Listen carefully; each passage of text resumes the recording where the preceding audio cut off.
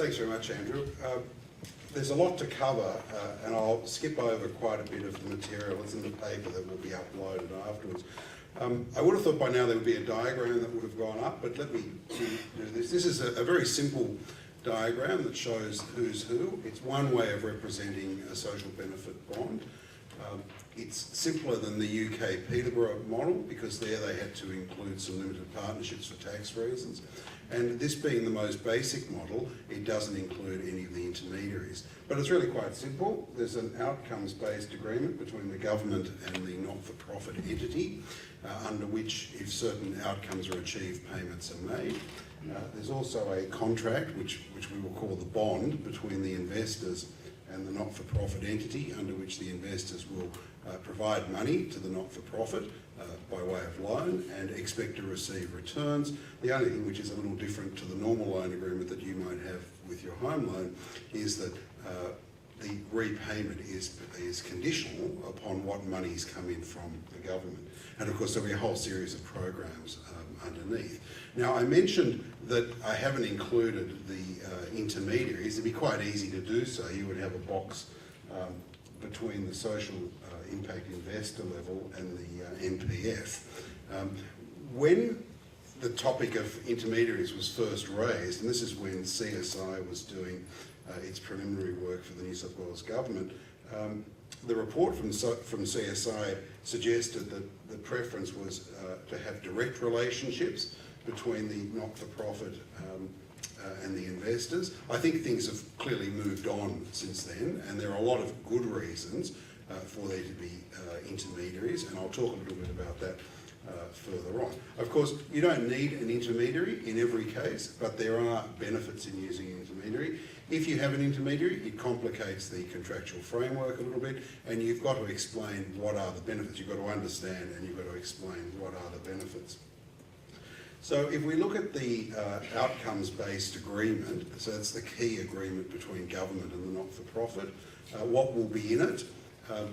Graham made the comment that there are similarities between what we're doing and what is in a PPP or a public-private partnership. There certainly are some similarities, but I wouldn't expect the outcomes-based agreement to have all of the level of complexity nor the size of what is a standard PPP contract.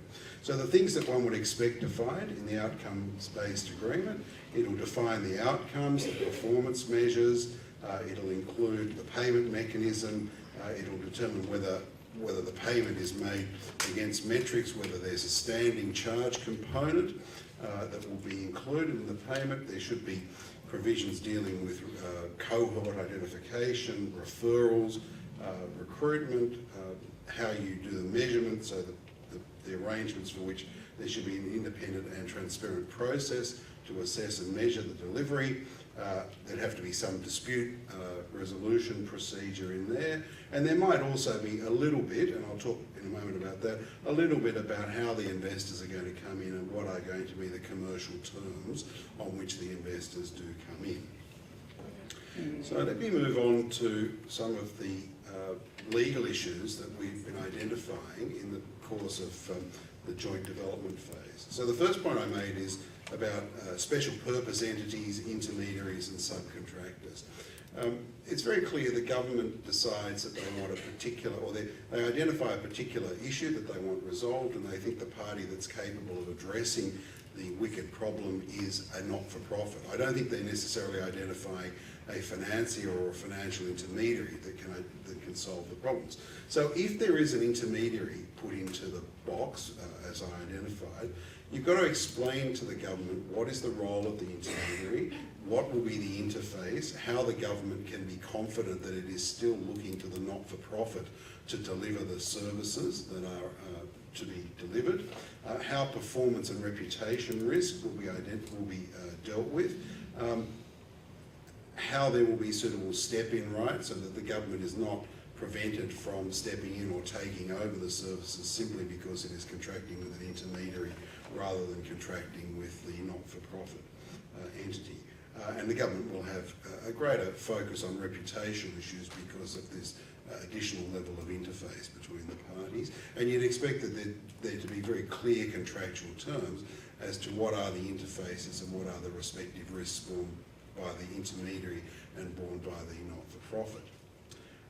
We've talked about debt issues, and I know the comment has been made that the social benefit bonds might not be regarded as strictly as debt, but the comments that I make nevertheless apply. The government's concern with the debt, obviously it wants to know what the rate of interest is. It wants to know what costs and fees are being capitalised, not because the government has a problem with intermediaries and others earning fees on what they're doing, but there is a transparency requirement, there is a reputational risk.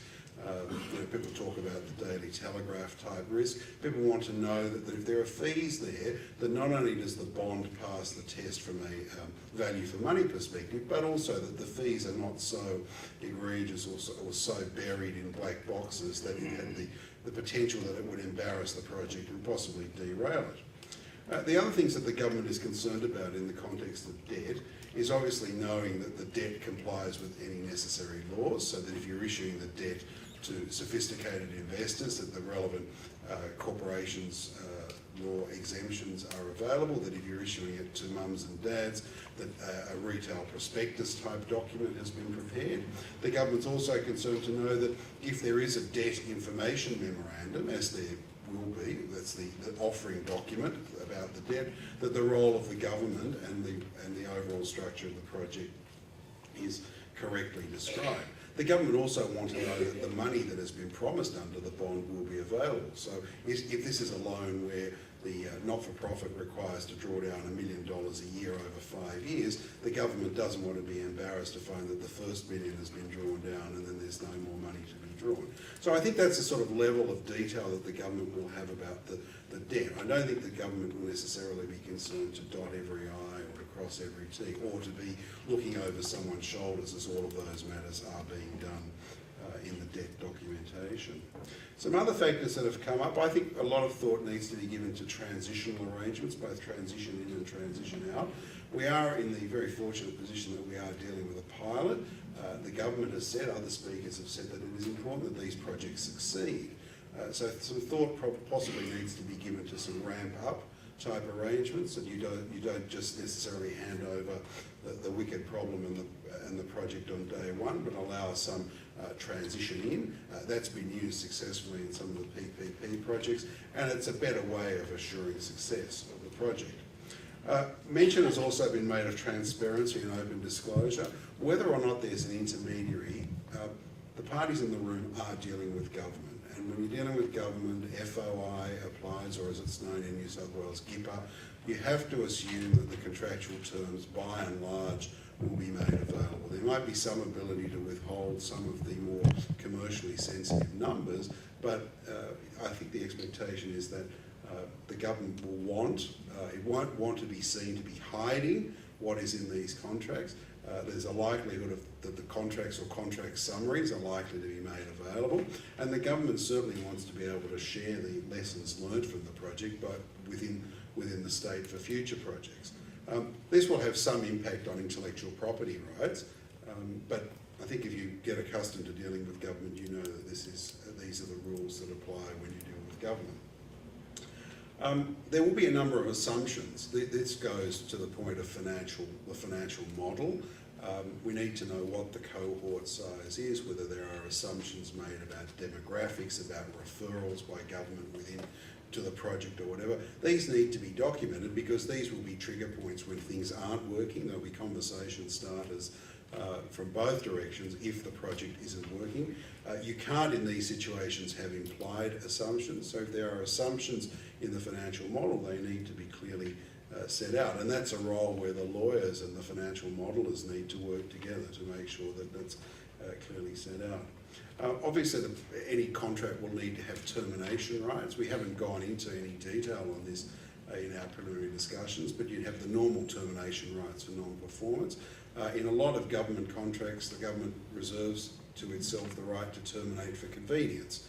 You get a change of government or change of government policy. So that's something that will need to be explored to understand whether it's termination for convenience or termination for default, what are the consequences of termination, how is a project taken back into government, what payments and the like need to be made. From what I'm saying, for those of you who are familiar with PPPs, these are some of the elements that would normally come up in a PPP, but as I said, I don't think you need to deal with it to the same level. So a key part of the outcomes-based contract will include detailed provisions about the measurement and the audit of the measurement. And then there'll also need to be a provision dealing with unintended consequences. So as was mentioned by earlier speakers, you can have population movement changes, you can have changes in government policy which can impact on the success or indeed the viability of a project, and the documentation does need to deal with that. I've included quite a lengthy outline of the tax arrangements covering both, well, it's relatively easy for the not-for-profits because they are not-for-profits, but I've included a fairly detailed outline of the tax treatment for investors, dealing with both not-for-profit investors and for-profit investors. The good news is the tax laws work, and we did a paper on this. I can't remember whether it went up on the CSI website or not, but it does work. For some groups it's a little harder, not just tax issues, but when you're talking about superannuation funds, when you're talking about things like PAFs, the public and private ancillary funds, it's not just a tax issue, but it's also an issue of knowing what their powers are, and issues whether trustees or the equivalent of trustees in the discharge of their fiduciary duties can invest in products that yield a rate of interest that is below market rate. But if you read through that, we think that there's scope for some of these matters to be clarified, and when I come to the end of my paper where I talk about the role of government going forward, there was a recent Senate inquiry into this in Canberra dealing with the more general topic of charities, and it made some recommendations, and I'll cover those as well. So we talk about tax, plenty of tax for those who want to read it. Some early personal, I want to emphasise personal observations of how the joint development phase has been going. I think the collaboration is both constructive and positive.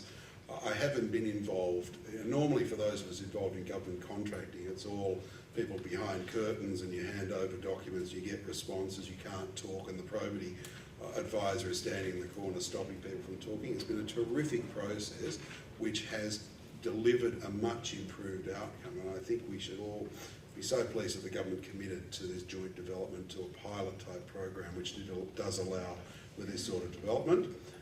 Very good work is taking place so far as I can comment and observe in terms of target groups, referral entry, control group, counterfactuals, financial modelling and thinking about audit and measurement. There's been a lot of talk by the not-for-profits and the investors about asymmetry of information.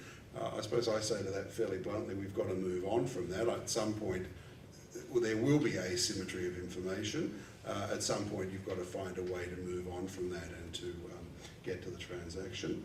Investors have talked about tranches of debt.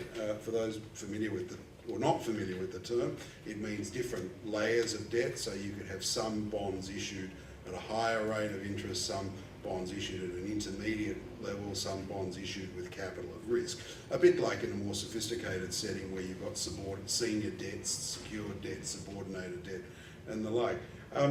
Look, I think that's interesting stuff. In a way, it's interesting, but I'm not sure it's all that interesting to government, because at the end of the day, the government will be contracting with a not-for-profit, and there will be an agreed payment that will be made for the services that are to be delivered.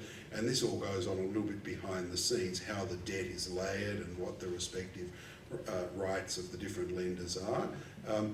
I suppose it's a fairly bold statement. Any proposal which required the debt to be, all of the debt to be 100% guaranteed by government wouldn't pass muster, because it fails the desired outcome of a sharing of risk. If there are different tranches or different layers of debt, it may be possible to effectively achieve that through some form of standing charge, which is the payment that the government would make to the not-for-profit. The final point, I think on this page, which reinforces what Graham said in his notes, keep it simple. We've got to avoid having bells and on a $5 or $10 million proposal, thank you, we have to avoid having bells and whistles. I think keep it simple works well. Risk allocation, we're getting to that. I think that's working well. Of course, when you actually get to the drafting of the outcomes-based agreement, there's always the devil in the detail. whatever goes into the outcome-based agreement, I contemplate that there will be a fairly serious operations manual that will deal with day-to-day life. Often the best outcome is that the contract's put in the bottom drawer after it's signed, and it's the operations manual that works. We've had mentioned by some proponents of saying a rating could be good, getting one of the credit rating agencies to do a credit rating. I'm not sure that we fully understand the benefits of that or the cost, but that doesn't mean it's a bad idea. It just means that we haven't yet been fully persuaded that it is necessary to get the bond done. Second last bullet point there, if a bond is not feasible in a particular case, and I'm not talking about the three projects that have been looked at, but at a conceptual level, if a bond is not feasible, there's still always the possibility of dealing with the mischief or the problem through just a more general performance-based contract between the government and the not-for-profit.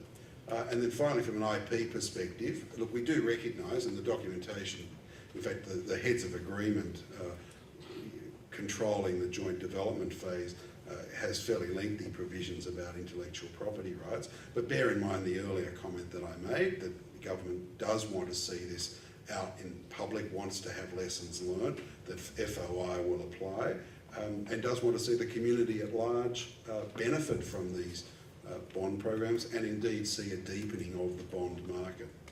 So I'll just very quickly close. I've got three lots of slides here. What can government do to enhance the prospects of a SBB program succeeding? I think raise awareness, whether through the National Compact or otherwise. Encourage NPFs early in the piece to reach out to potential investors and intermediaries. Promote a keep it simple approach. Trying to keep the documentation as simple as they can. Develop a common language platform so that when we're talking about output-based agreements and metrics and the like, that we all know what we're talking about. I'll let you read this slide when you get the upload, but there are some challenges specifically with PAFs about whether an investment in a social benefit bond meets the 5% test or not, and there are some peculiar differences between the rules that apply to public PAFs and private PAFs. In America, this is a lot simpler. They have some IRS rules from the 60s, I think, which deals with all of this, and also includes some safe haven language for the trustees that they're validly discharging their fiduciary duties. There was the Senate Economics Reference Committee report, which came out in November, which made some interesting recommendations, and critically recommendations 4.1, 4.2 and 4.3, which would solve all of these problems. I'm not sure where that Senate Estimates Committee report is. Like a lot of those reports, it runs to about 280 or 90 pages, but these are the ones which would do away with the uncertainty and the ambiguity that currently exists. In terms of not-for-profits getting themselves ready for social benefit bond programs, they should familiarise themselves with how government does business in terms of tendering and procurement, develop or bring on board necessary contracting skills, develop a relationship with government, start thinking early about what they can do and need to do to measure outcomes. To the extent that they've got longitudinal data from what they've been doing, that's a fantastic start.